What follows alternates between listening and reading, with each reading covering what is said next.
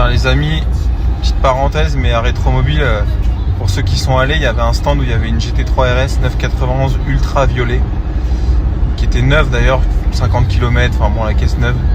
Je vous le dis la vérité, au-delà de la voiture en elle-même, j'ai eu un coup de cœur. Je vous jure, j'ai eu un coup de cœur.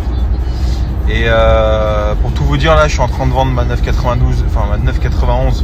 Oh, la puce révélateur. Je suis en train de vendre ma GT3 RS. Enfin, elle est déjà vendue d'ailleurs. Vous la verrez plus. J'étais à deux doigts de peut-être pas de l'acheter quand même, parce que c'est complètement con d'acheter une voiture neuve pour la rouler, parce que je roule avec mes voitures.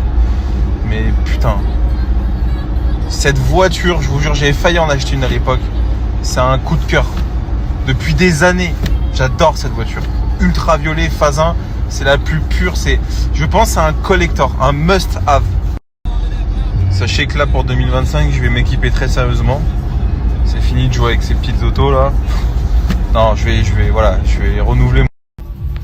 renouveler mon petit parc auto là. J'hésite à vendre ma R26, j'hésite à la vendre. Franchement, ma Mégane RS, cette caisse, c'est un peu sentimental.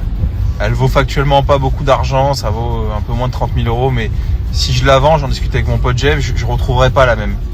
Et en même temps, c'était ma première voiture sportive, j'avais 18 ans, je m'étais saigné pour la payer, et du coup avoir la même, pas celle-ci, parce que celle que j'ai, à mon avis, elle a dû faire 3 tonneaux depuis, mais elle avait déjà, je crois, 120 000 km à l'époque, donc imaginez-vous 10 ans plus tard, 12 ans plus tard, combien elle doit avoir. Mais celle-ci, ma R26, j'en retrouverai plus, elle était dans la config de ma première Mégane RS. Enfin bon, mais en même temps, la caisse là, je l'ai emmenée à Chartres, elle est au fond de mon bâtiment, elle bougera plus et je le sais. Donc j'hésite à la vendre, mais je suis pas encore arrêté sur ce sujet. Mais ce qui est sûr, c'est que là, je vais vendre mon Alpine. Ça, j'ai pris ma décision. La GT3 RS, ça y est, elle a dégagé. La 1M, je vais pas la garder, ça sert à rien. Ma M3, je vais la garder à vie. Je vous le dis, cette caisse, elle me fout le barreau, cette caisse, dès que je la conduis. Le V8, c'est incroyable.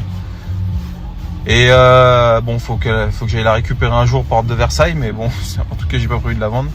Ma Mégane 3 RS trop fière, je suis encore un petit peu, parce que je vais acheter la 4 là, la 4 RS trop fière, donc je me dis, est-ce que je garderai pas que la 4 et je vendrai pas la 3? Je sais pas. Bon, en tout cas, ce qui est sûr, c'est que GT3 RS Alpine, ça dégage, et là, je vais m'équiper avec le cheval cabré, tu vois, le marque au cheval cabré.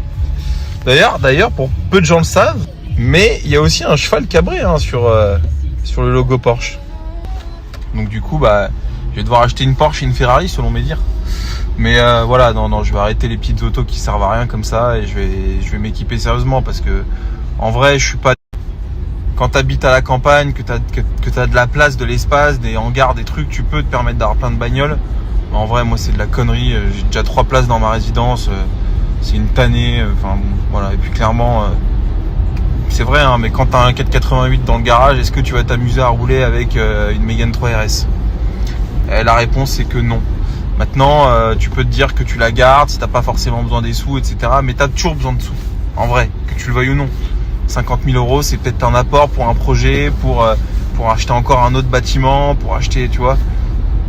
Donc immobiliser cet argent pour une Mégane RS, je sais pas si c'est très très pertinent. Je sais pas. En tout cas, ce qui est sûr, c'est que là, en 2025, je vais m'équiper comme jamais du moins. Donc voilà.